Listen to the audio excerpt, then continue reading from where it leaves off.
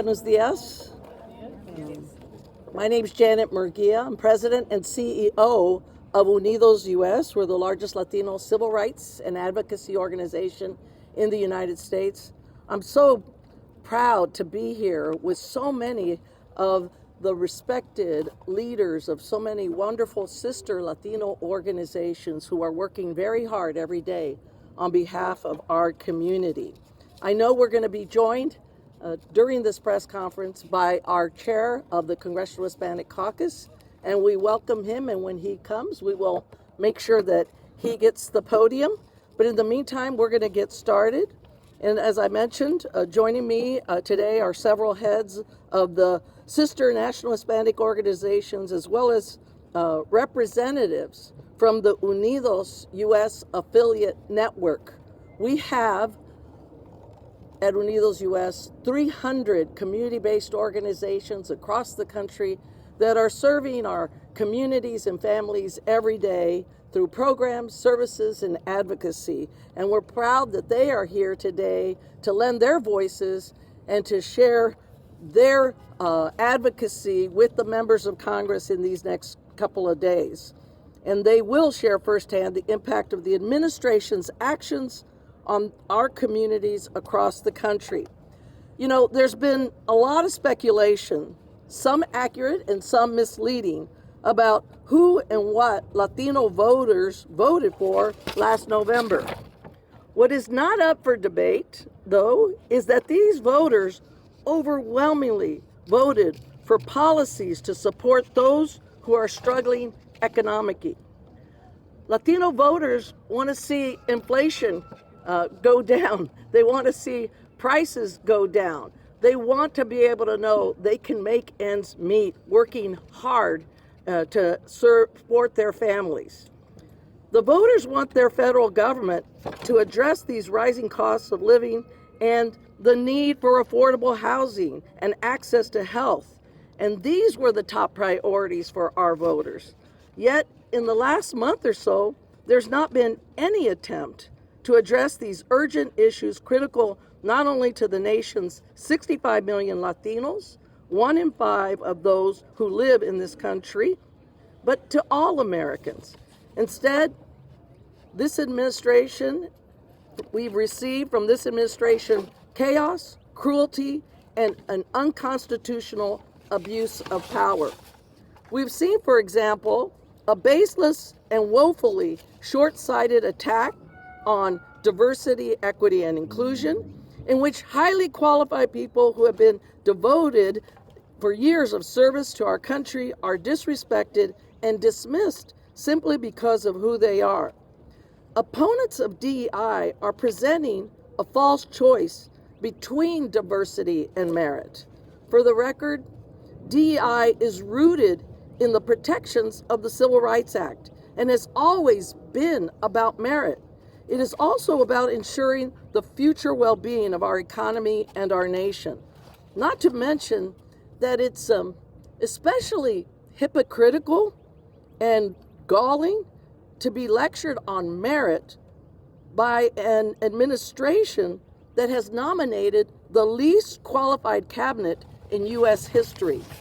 And instead of a sincere and constructive effort to address our broken immigration system, what we've seen are PR stunts, the needless upending of businesses and communities, and above all, profound and disgraceful cruelty. We will hear soon from our affiliates in a moment about the fear, concern, and anxiety permeating the communities as a result.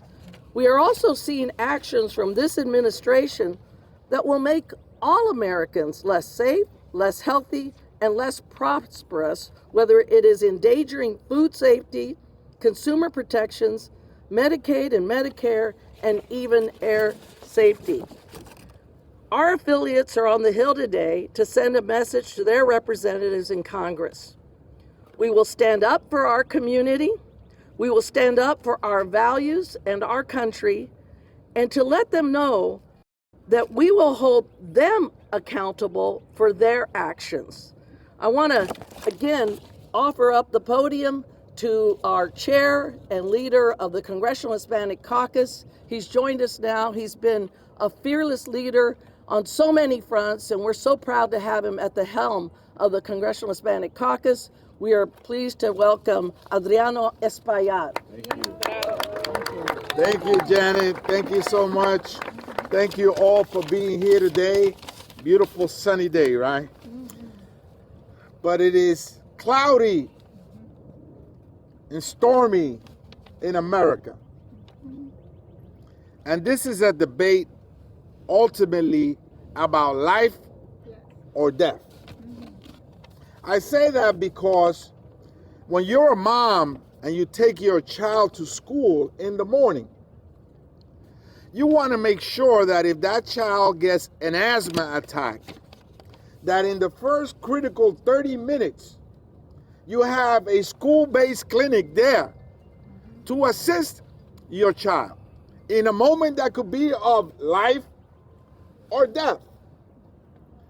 If you're a diabetic and you need that insulin to be accessible, affordable, so that you can deal with that life-threatening disease, because this is about life or death.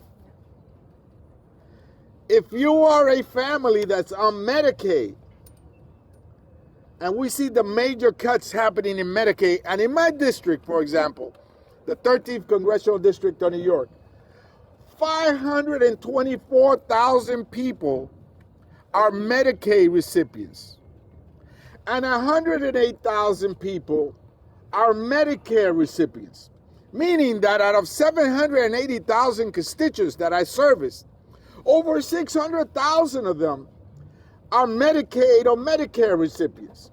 There's 225,000 families, households, that have food stamps. So this argument is ultimately about life or death.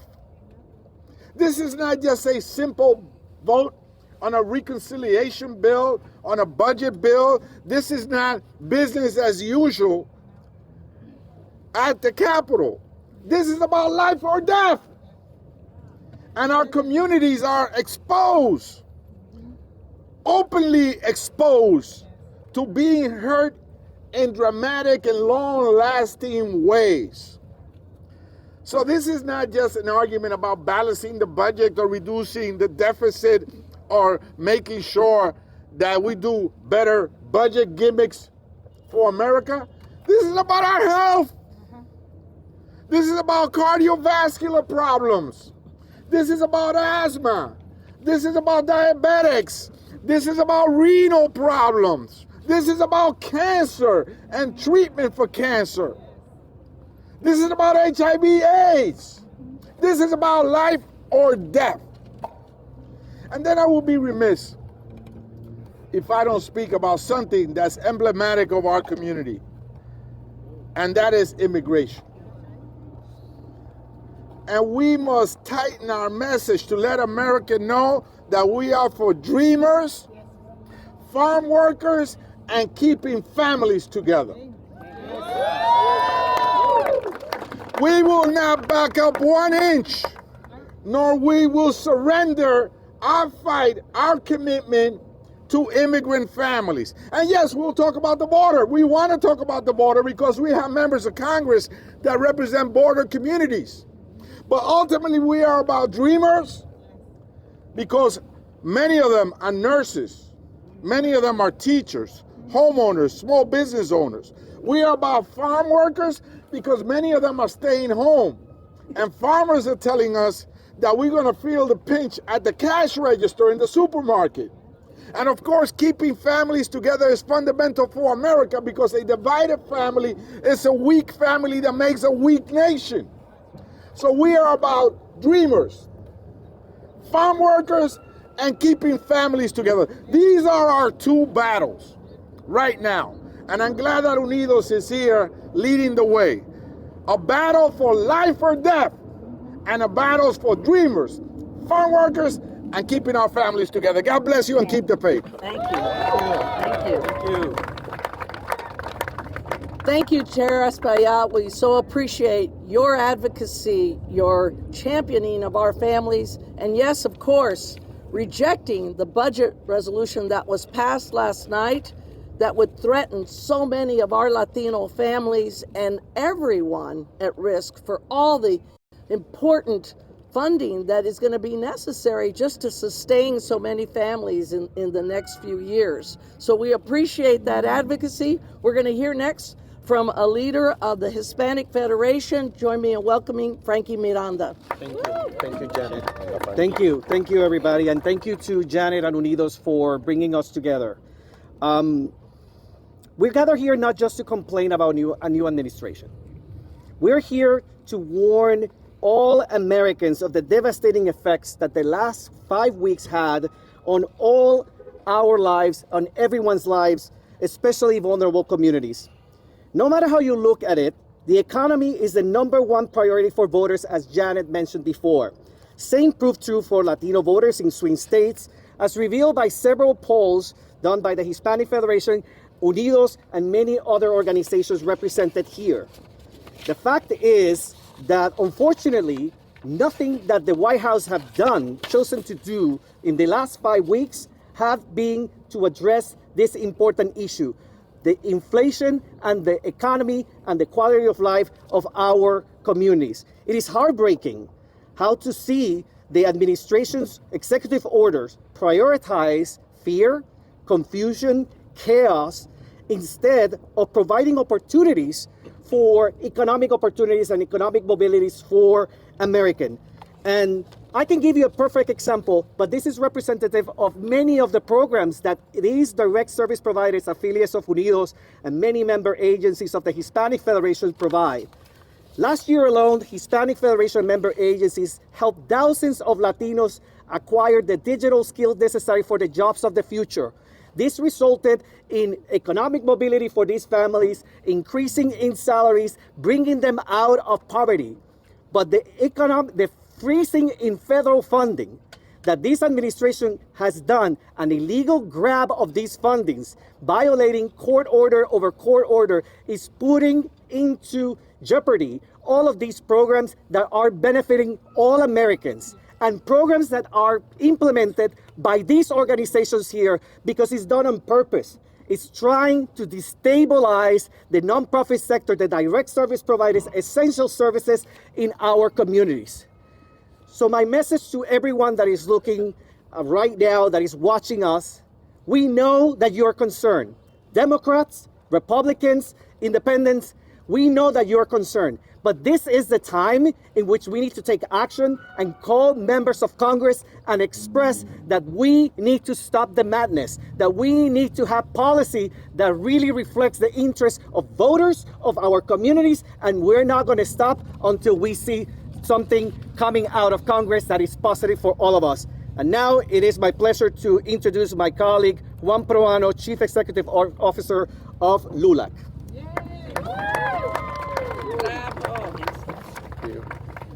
Good morning, and thank you for being here. Janet, thank you for your leadership in pulling together this distinguished group. As CEO of LULAC, I'm proud to speak about how Latinos and Hispanics are driving and defining America's future, and to call on leaders in government and in business to help us build a more equitable future. Latinos' economic contributions are remarkable. Our community's output hit $3.7 trillion last year. If U.S. Latinos were our own country, we'd have the 5th largest economy in the world. We make up only 19% of the population, yet during the pandemic, we drove 39% of the GDP growth. That's a result of hard work, entrepreneurship, and a drive for the American dream. Latinos are a cornerstone of the American workforce. We have a labor force participation rate over 68%, well above the national average. Latinos power industries from agriculture to technology, and we pay our share. In 2019, Latino households contributed over $308 billion in taxes, revenue that supports schools, roads, and social services. Our entrepreneurial spirit is strong. About 5 million Latino-owned businesses nationwide contribute roughly $800 billion to our economy and employ millions of people. And as consumers, we wield nearly $3.9 trillion in buying power. No business can afford to overlook the economic force. Supporting Latino workers and entrepreneurs isn't just right, it's smart for business in America. Latino contributions also go far beyond economics. Our culture enriches Americans' identity every day. Latino artists win Oscars and Grammys, and Latino music is mainstream. In our schools, nearly 30% of students are Latino, and more Latino youth graduate now more than ever. And in public service, we've reached historic milestones. A record number of Latinos in Congress, the first Latina Supreme Court Justice, and countless Latinos serving as mayors, council members, teachers, and members of the armed forces. Despite these contributions, challenges remain. I call on elected officials to come together to address community needs. We need bipartisan action to expand economic opportunity, to pass sensible immigration reform, and advance equity. That means investing in education and job training, fixing our broken immigration system with a path for citizenship for dreamers and others contributing to our economy, and ensuring policies in healthcare, housing, and education close the gaps. These are American issues that affect us all. My message to business leaders is equally urgent. Be our partners in progress. Turn diversity pledges into action. Do not run or retreat from your diversity initiatives. Turn diversity pledges into action and hire and promote Latino talent, invest in Latino entrepreneurs, and ensure equal opportunity for Latino workers. Show that you value us not just as consumers, but as essential contributors to your success. When you open doors for Latino talent, you fuel America's prosperity. When Latinos succeed, America succeeds. Our story is the American story of hard work and hope for a better tomorrow. Our voices are strong, stronger than ever, but we need allies to amplify them. To everyone in government and business, stand with the Latino community, and you stand with America's future. It's my pleasure now to introduce my friend in arms, Hector Sanchez Barba, from Mi Familia Vota. Thank you. Thank you, Hector. Buenos días. Hector Sanchez Barba from Mi Familia Vota. We have the largest field infrastructure working on civic participation in the nation.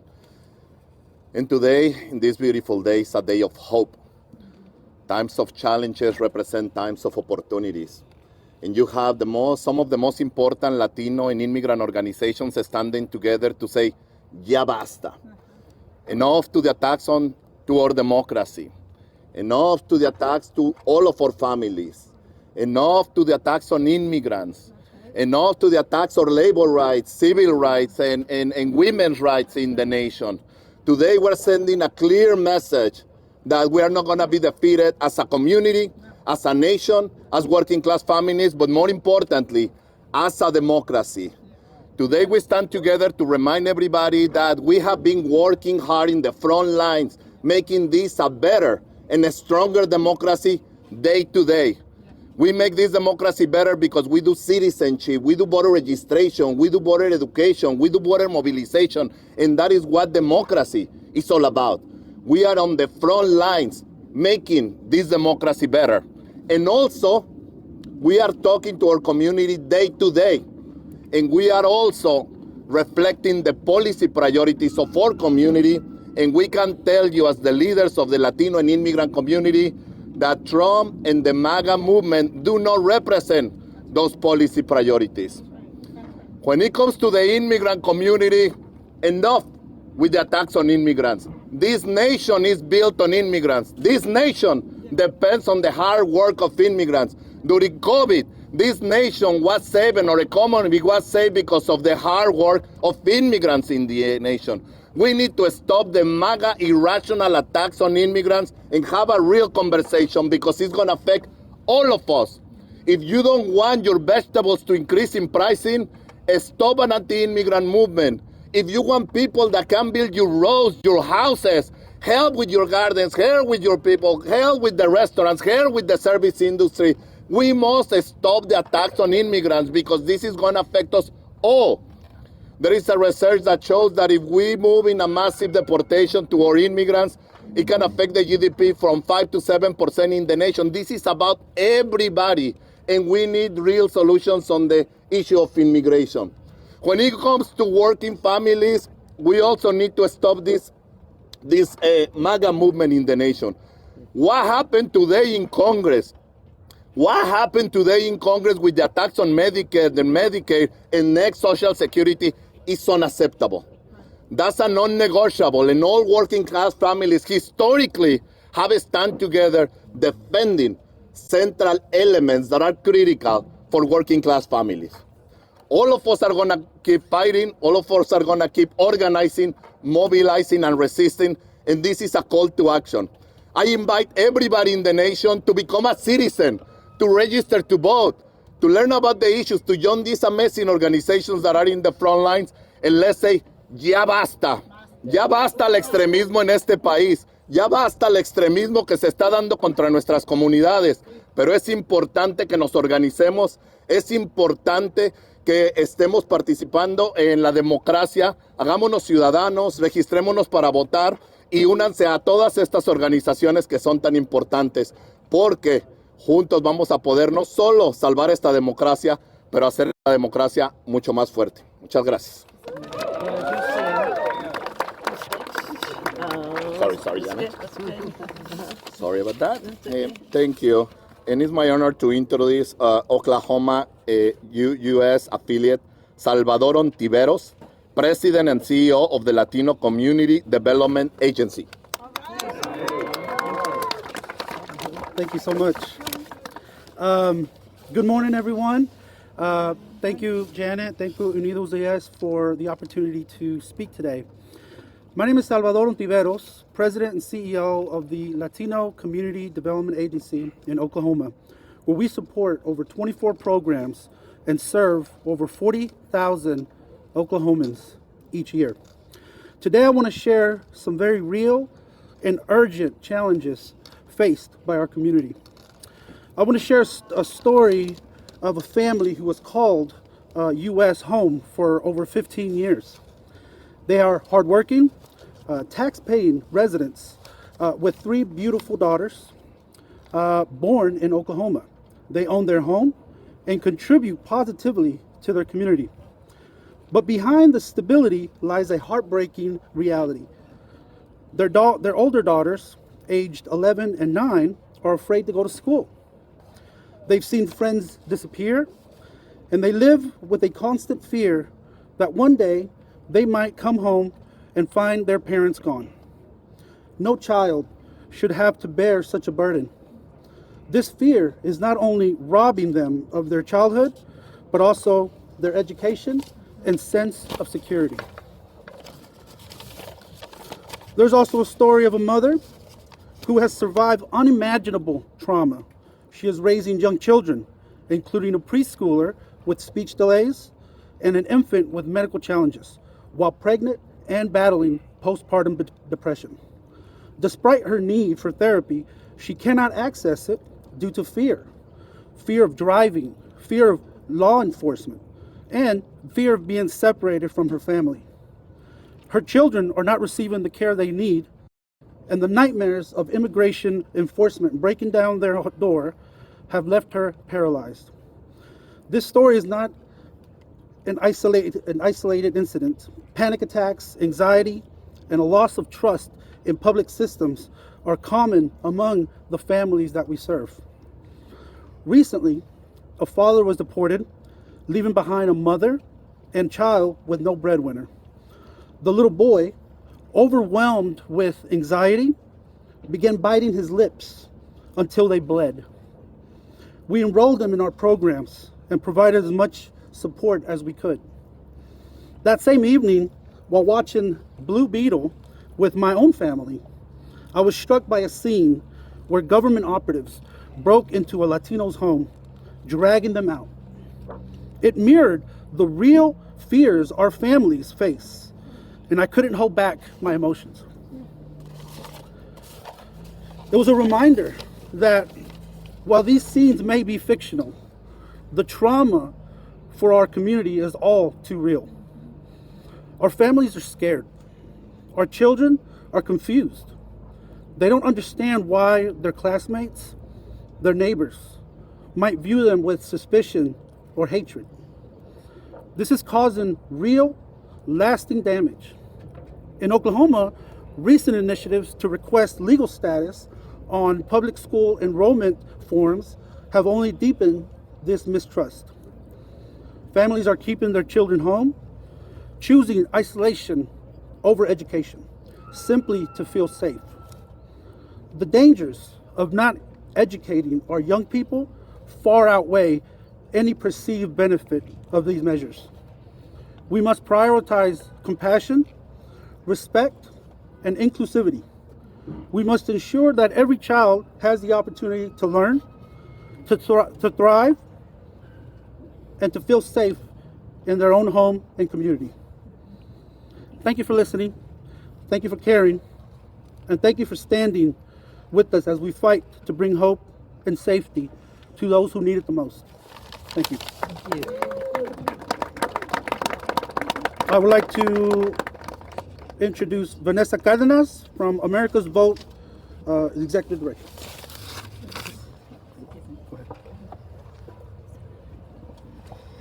Thank you so much, and good morning everyone for being here. I really want to start by first thanking all the leaders that we have here today. Thank you, Unidos, for organizing us, but thank you to each and every one of these leaders who's doing organizing on the ground, helping our communities advance.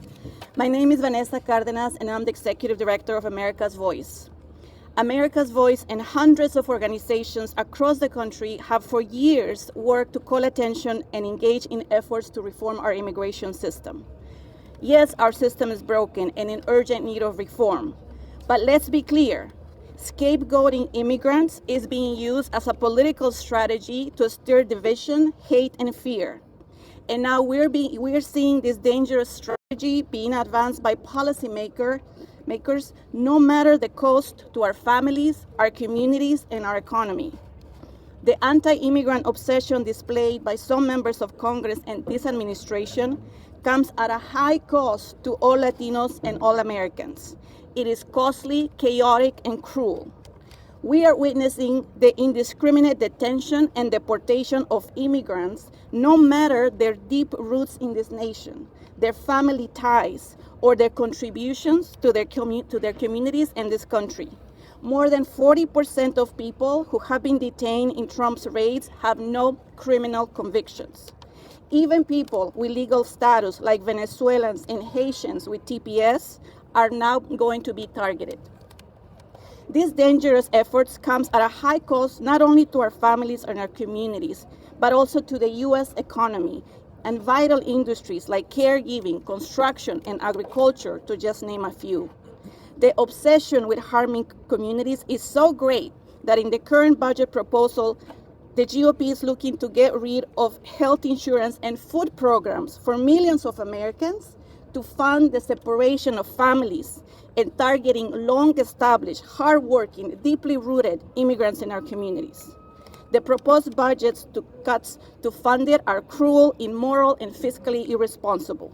They do nothing to better the lives of the American people, do nothing to keep us safe, or do nothing to fix our immigration system. We all want to reform an outdated immigration system, ensure an orderly border and a legal process for immigration.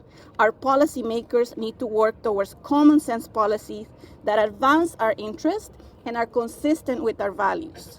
Let me end with this. I want to thank all of those Americans who are standing with the immigrant community right now.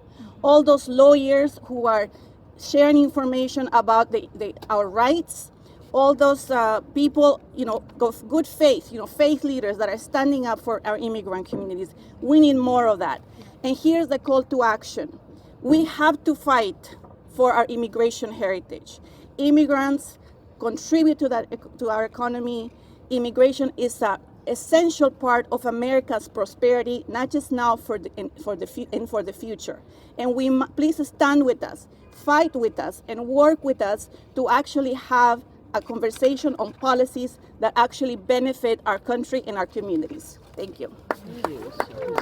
And now let me introduce Karina Ayala Bermejo, President and CEO of Instituto del Progreso Latino in Chicago. Gracias, Vanessa. Buenas tardes. ¿Cómo están todos? As Vanessa mentioned, my name is Karina Ayala Bermejo, and I have the honor of serving as the President and CEO of Instituto del Progreso Latino, and that's key to emphasize. Progreso. Progreso is progress, and we will not stop until the equity and the American dream is actually affordable for all. We in Chicago serve about 10,000 families, and our mission is to ensure the Latinos, that immigrants reach their full potential, and we do that through education, training, employment, and legal services.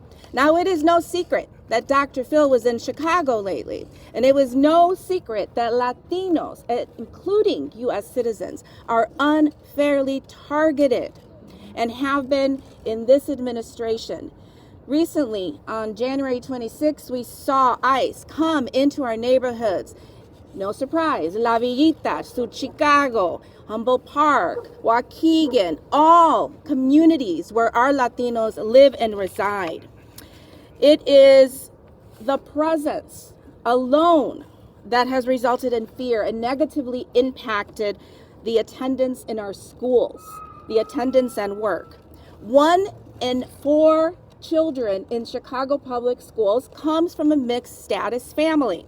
Now, we immediately saw in our 2 high schools, our charter high schools, a dip of about 40% during those 2 weeks. About 75% of our students in our alternative high school are from 8 different countries and are living in transitional living circumstances, homeless or otherwise in shelters. Some of them are even expressing uncertainty about returning to their homeland, given this circumstance. However, our Know Your Rights presentations have made a significant interest, gaining us the notoriety of being too educated. We are too educated to allow anyone to indicate that our constitutional rights are irrelevant. So we know that the Know Your Rights presentations and those red cards are making a difference. Moreover, we've also seen efforts to combat food insecurities diminish because of this fear.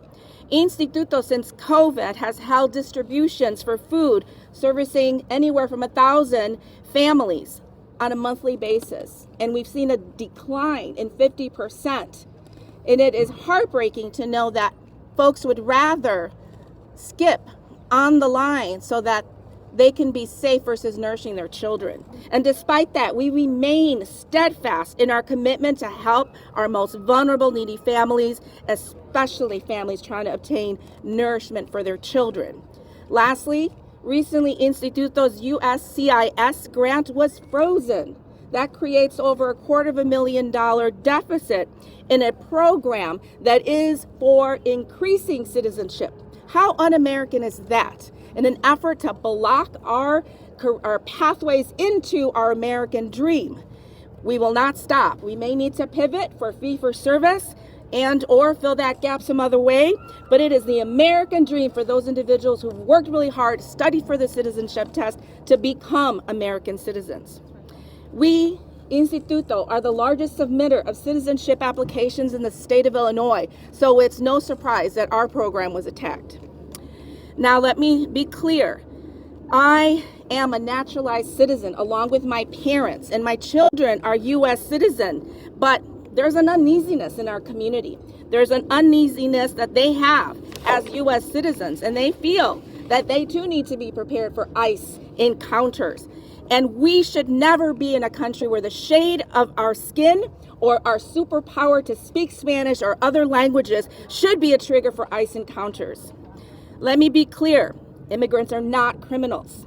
Immigrants are leaders. We are lawyers, we are doctors, we are veterans, and we are fueling the economy and the strength of our country.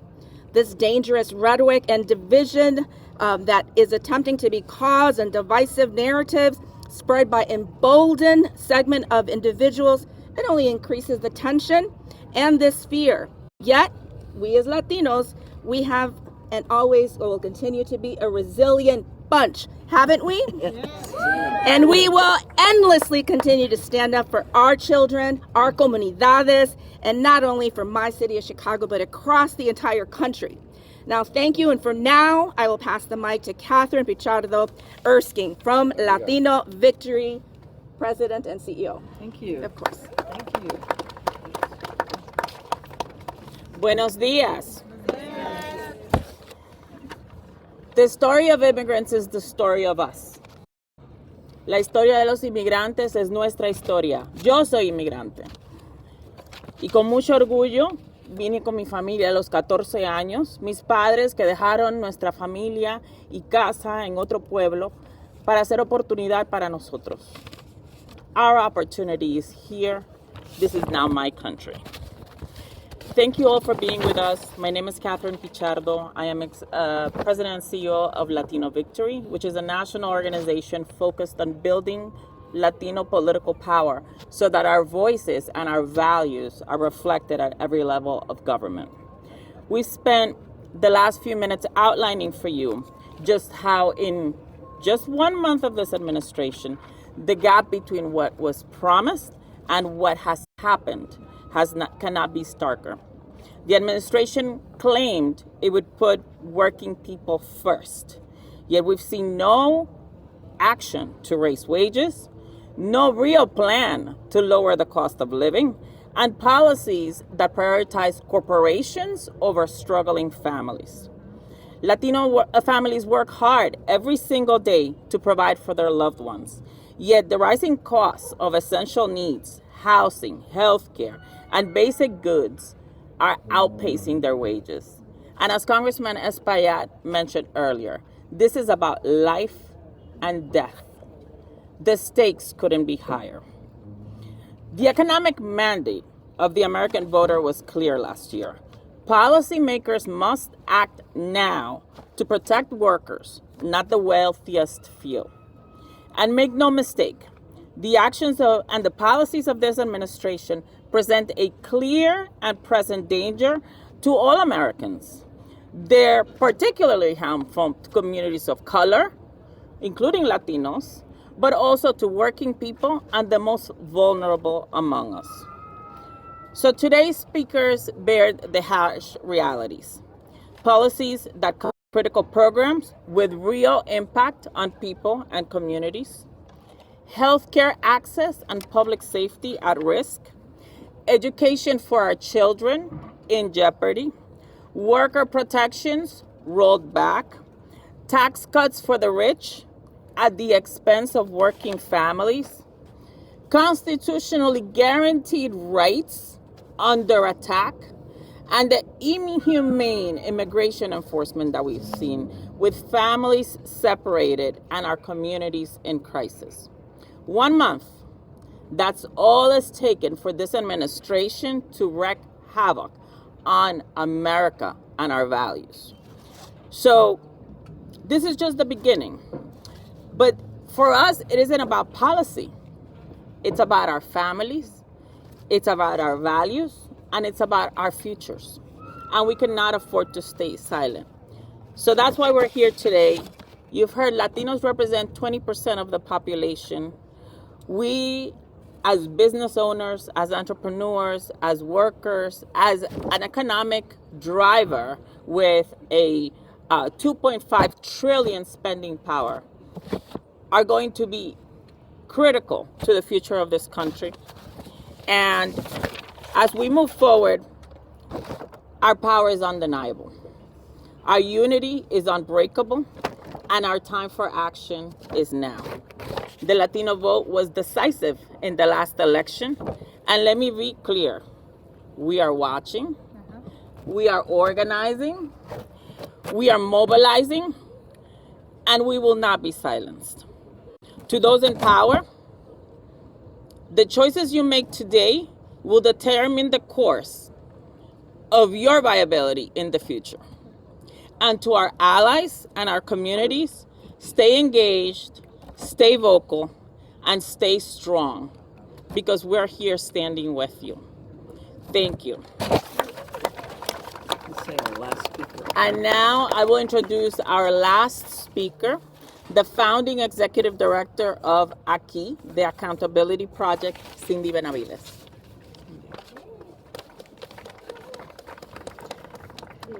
Muy buenos días. Good morning, everyone.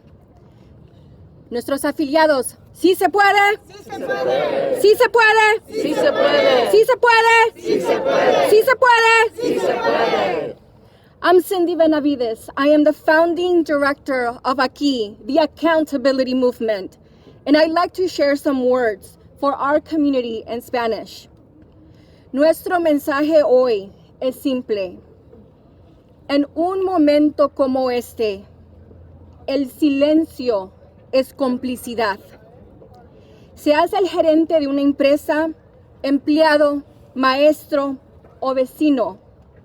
Si te quedas de brazos cruzados mientras que nuestra comunidad es atacada por el beneficio político de otros, tu silencio permite que la crueldad se multiplique. No importa por quién votaste. Cuando miramos atrás a este momento, vamos a contarle a nuestros hijos sobre el día que defendimos a nuestras familias, a nuestros vecinos con valentía. No vamos a agachar la cabeza, arrepentidos de haber mantenido el silencio, permitiendo que la crueldad gane. Nosotros somos americanos. El movimiento está aquí hoy para exigir justicia y asegurar que el silencio no tenga espacio en la lucha por la dignidad humana. Declaramos con fuerza y con valentía, no más, no more, no más insultos, no más crueldad. En este país se respeta a la comunidad latina. We are America y nuestro poder es nuestra unidad. Nosotros somos el presente y el futuro de este país. Mi bella comunidad, hay que tomar notas y acordarnos de quién nos ataca y quién está con nosotros. At a moment like this, silence is no longer neutral. It's complicity.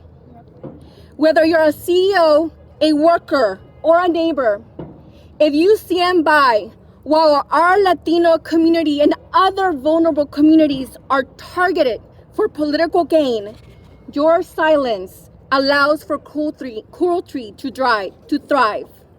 When we look at this moment, will we be able to tell our children about a time when we stood up for our families and neighbors with courage? Or will we have stood by and allowed cruelty to thrive under the disguise of fear? Let me be clear. We will not forget. We know who our friends are, and we know who is attacking us. And we will use our purchasing power to invest in our communities and not invest in those who are not standing with us. Aquí, the Accountability Movement is here today to demand justice and ensure that silence has no longer has a place in the fight for human dignity. We are strongly and unequivocally stating no más, no more, to tarnishing the history and contributions of Latinos. And just in case that you forgot, let us remember the Guadalupe Hidalgo Treaty. Nosotros Somos americanos. We are America. Gracias. Thank you.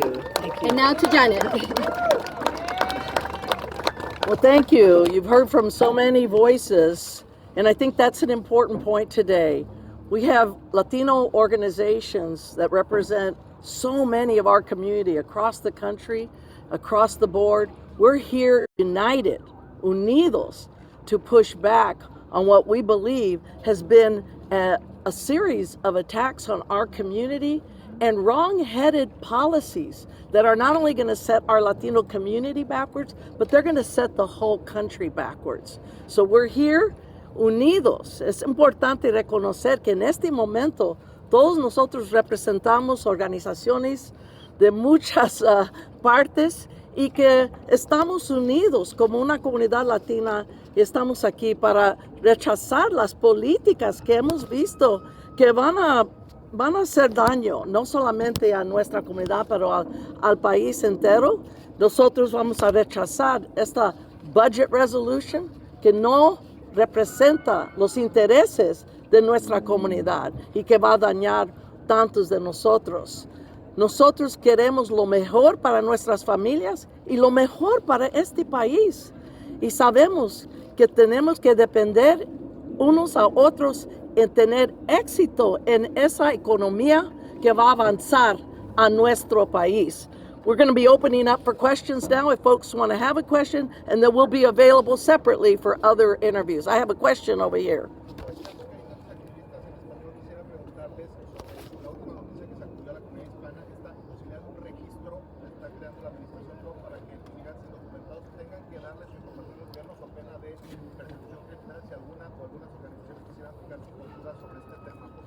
Sí, ahorita vamos a decirle a Vanessa que venga aquí, que representa America's Voice, pero voy a decir algo también en más broad, más plano, que nosotros vamos a usar todos nuestros recursos que podemos para también poner demandas en contra de esta administración, porque muchos de los propósitos de los políticas que han propuesto no son constitucionales, no son legales.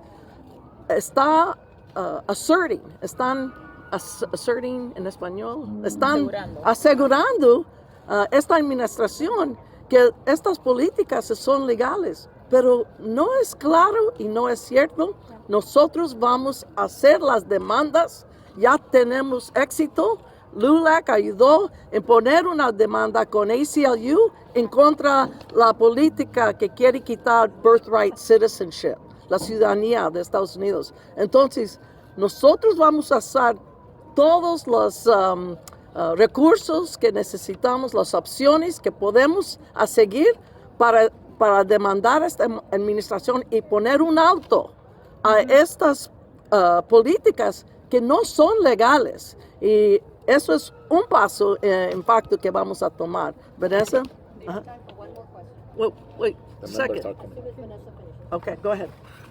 So just really quickly, first in Spanish and then in English. Sabemos, no tenemos muchos detalles. Lo que le decimos a la comunidad es que tenga calma y que siempre consulte con sus abogados. Y pensamos que ese es otro ataque de Trump, que obviamente vamos a retarlo en las cortes.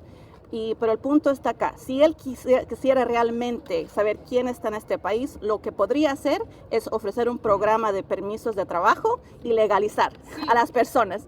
Así podemos saber quién está en este país, y eso es porque lo que nosotros hemos peleado por muchos años. So really quickly, we don't have a lot of details about this announcement. This is another attack that's seeking to instill fear in our community. And my question is, if they really wanted to know who's here, an easy way to do it would be to offer work permits and provide a path to legalization for everyone that's here. Thank you.